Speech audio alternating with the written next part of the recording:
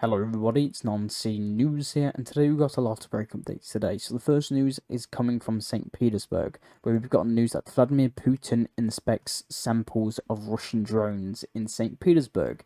So Russian President Vladimir Putin visited the site of the Special Technology Center in St. Petersburg, where drones and radio and electronic warfare systems are manufactured. Putin also held a meeting with ministers around Russia about the defense industry enterprises, and we've got some crazy news. So, Putin stated that in 2023, 140,000 unmanned aerial systems were delivered to the Russian armed forces, and this number is planned to increase by tenfold in 2024. So Russia is going and planning to boost their unmanned aerial vehicles by tenfold. So this is about 1 million drones a year. He also stated that the pace of unmanned aircraft systems development is important. It has become clear all over the world. He also said that Russia is expanding its range of unmanned aerial systems and that Russia needs to fully cover the needs of Russian armed forces to increase production of UAVs and to introduce AI technologies. Productions of weapons that are in high demand in the condition of the special military operation has been multiplied, and their tactical and technical characteristics have been improved, stated Putin in this meeting. So Russia is expected to increase their drone production by tenfolds. The Russian President Vladimir Putin also stated that we are implementing a program for the comprehensive re-equipment of the army and navy, which means that the troops will receive not individual but serial samples of modern high-precision weapons and armored vehicles and aviation, enemy detection and counter-battery systems, control and communication systems, and of course unmanned aerial systems of various types, from strategic and heavy to small and ultra small. So Russian President Vladimir Putin is apparently making some drastic reforms in the Russian army. We've also got some news coming from the fire. So we talked about this in a couple of videos ago, and is that Ukraine decided to strike the ammunition depot in Russia in the Tver region. And a lot of people now stating that this Ukrainian attack actually came from Latvia, or just a NATO country in general. So we've gotten the images of the aftermath. So if you can see here in your bottom left corner, we can see the aftermath of the strike of the Ukrainian armed forces. So clearly you can clearly see it's pretty significant damage that Ukraine did to Russia. Now let's head to Ukraine. So the President of the European Commission has arrived in Kiev for the meeting with President Zelensky. So we can see here in your bottom left corner, the one with the flowers. So this is the European President, so the President of the European Commission, sorry. So she is expecting to meet with Zelensky, and we'll get more news about that next video. We've also got news that Germany has delivered a new aid package to Ukraine, which includes 22 Leopard tanks with spare parts, 22 MRAP armoured vehicles, 12 PZH-2000 self-propelled howitzers, 3 Gepards self-propelled anti-aircraft artillery systems, reconnaissance drones, and more drones of various types, 61,155 artillery shells, and 1 million small arms ammunition. So this is the latest German aid package to Ukraine, so quite big. And Ukraine has also taken the first place, according to this source, as the world in terms of air pollution. So Kiev has taken first place in the world in terms of air pollution. So it's overtaken Bangladesh, India, Indonesia, Egypt. Now apparently Ukraine is first on the list.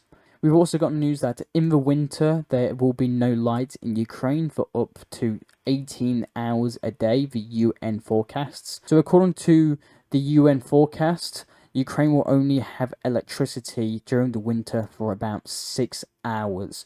So I'll keep you updated on that. We've also got news that the Ukrainian parliament renamed about 327 towns to break away from the Soviet heritage. So old settlements will be renamed from the previous Soviet or Russian imperial names for some newer settlements. Citizens proposed names. Now let's go to Belarus. We've got news that Belarus continues to bring more heavy equipment to the border. So if we can see here in the bottom left corner, we can see here T-72B tanks of the Brigade of the Armed Forces of the Republic of Belarus involved in strengthening sections of the state border. So we can see here, we can see at least 2 of these T-72 tanks. And more importantly, we can see now they have drone cages. So it seems that even Belarus is modernizing its equipment to modern standards. So very interesting news. So Belarus is arming the border a bit more. We've also got news coming from Lithuania that Lithuania is planning to and deciding to expand its military. So it's not confirmed yet. So there's been some news that Lithuania is about to expand its military. To how big, I don't know, and when, I don't know, but I'll keep you updated on that. Now let's head to Poland, where we've gotten some very interesting news coming from some ministers and proposals coming from Poland. So we've got news that Polish ministers are now proposing to place Crimea under a UN mandate in order to hold a fair referendum. So the Ukrainian Ministry of Foreign Affairs have already responded to this proposal by the Polish ministers to place the Crimea under a UN mandate in order to hold a fair referendum. He stated that Ukraine's territorial integrity has never been and cannot be a subject for discussion or compromise. Crimea is Ukraine, period. So, very interesting proposal, and I'll keep you updated if anything expands further from that. We've got some news coming from Bulgaria that Bulgaria will request the EU to stop importing eggs from Ukraine. Bulgaria plans to make this request at the upcoming EU Council meeting, which will take place on September the 23rd in Brussels. So, again, I'll keep you updated on that. We've also got news coming from the Hungarian Parliament. So if you can see here in your bottom left corner, we can see this. So Budapest is now experiencing extreme floods. So if you can see here in your bottom left corner, we can actually see the Hungarian Parliament flooded. So if you can just see here in your bottom left corner, we can just see all these images of all of these flooding sites. So it seems that there's been extreme floods in Hungary, and more specifically in the capital of Budapest. Now let's head to Italy, which is very surprising news and not something that I thought I'd be waking up to. So Italy considers to chemically castration for rapists and pedophiles. So the Prime Minister Meloni's government has taken steps towards legalizing chemical castration for sex offenders. On Wednesday, lawmakers approved the creation of the committee to draft laws to apply hormone blockers to rapists. So you can completely search it up, it's completely real. So this is a serious talk that's being held in Rome, and Italy is considering chemically castration for rapists and pedophiles. So very interesting news. Now let's go to Germany, where we've got news that Volkswagen may cut up to 30,000 jobs in Germany. The manager Mezin stated. So Volkswagen may cut 30,000 jobs in Germany. And this actually, if we remember a couple of videos ago, we actually saw protests in Belgium about this. We had some news in Belgium that there was protests about Volkswagen actually closing down or something. So again, I'll keep you updated on that. And we've got some NATO statements. So we've got some Stoltenberg statements. So he stated that for the first time, the total defense spending in Europe and Canada has reached 2% of GDP, but it's not enough. And he also stated that Stoltenberg racially agrees that Russia needs to participate in peace talks. So Very interesting news. And now let's go into probably one of the biggest news. So the United Kingdom of Great Britain and Northern Ireland has unveiled the new Challenger 3 main battle tank. So if you can see here in your bottom left corner, this is Britain's new modern tank. So if you can see here in your bottom left corner, this is the Challenger 3 main battle tank. So two prototypes have been built to date, with 6 more expected to be built in the near future, according to the developer of the vehicle. The vehicle is still currently undergoing successful testings, which further testing planned for next year. A total of 148 Challenger 3s are planned to be produced at a cost of $1.17 billion. So, huge developments, and Britain unveils its new main battle tank. And now let's probably go on to probably the biggest news today. So it seems that war is just about around the corner. So Israeli aviation is currently striking southern Lebanon, according to local media's reports. The attacks began earlier in today. The leader of Hezbollah called the strikes unprecedented and added that the country is in a state of war. So the IDF, so Israeli Defense Forces, claims its fighters jets have hit around 30 Hezbollah launchers. In a response, numerous airstrikes on southern Lebanon, over 80 so far. Hezbollah has begun shelling northern Israel, according to several sources. A lot of medias on each side now consider each other at war. So officially, it's not official yet, but this might be the starting of the third Lebanese-Israeli war. Israeli airstrikes also hit several settlements in the southern Lebanon, Lebanese sources told Sputnik. So there's been a lot of striking.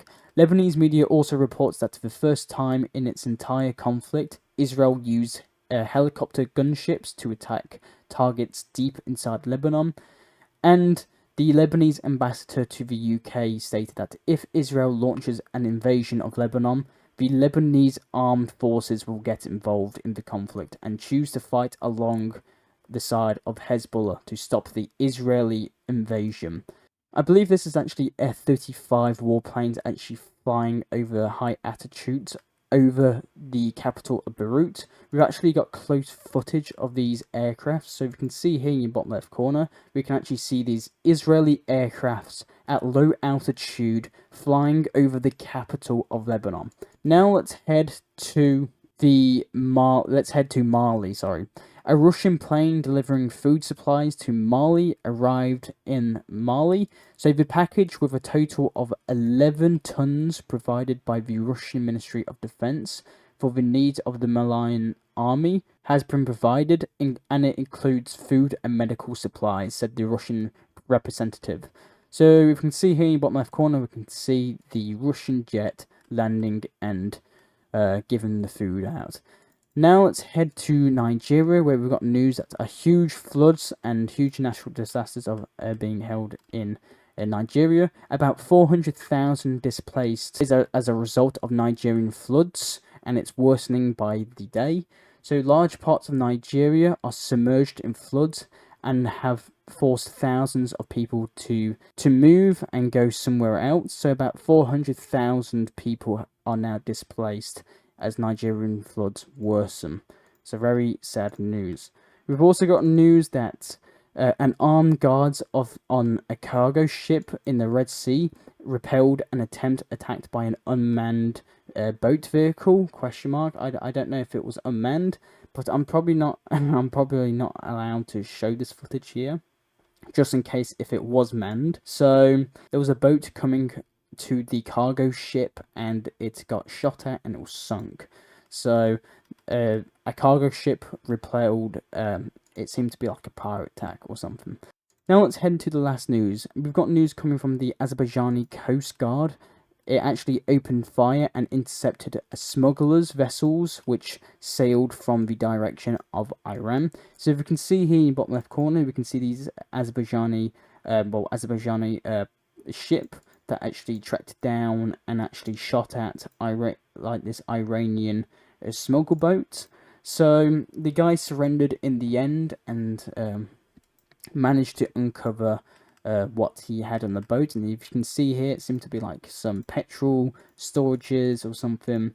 I don't know what's in them exactly, but very interesting news. And that's basically all I have for you today. Again, not much news. Actually, I do have a bit more. So these are just sideline news. Forgotten news that a monster hailstorm strikes Japanese cities. So if you can see here in the bottom left corner, this is probably the biggest hail I've ever seen. So huge hailstorms throughout Japan, it seems. And we've also got news coming from America, and more specifically coming from the company Xbox. So actually, let's go to Chile for this. So Chile, Xbox Chile today celebrates the national holiday of the of Chile, so the country. So they decided to release a product, so an Xbox controller with the Chile flag. So if you look at this flag here in the bottom left corner, this kind of looks very similar to the Russian flag. So I hope at the bottom, at like behind the controller, it has a star on it, but right there it completely looks and it is the Russian flag. So very interesting news. And that's all the news I actually have for you today. I am Monsi News. I'll try and provide you news that the medias around the world do not show you. I do these videos hopefully daily, so consider subscribing and liking. Thank you very much for watching, and I'll see you all later.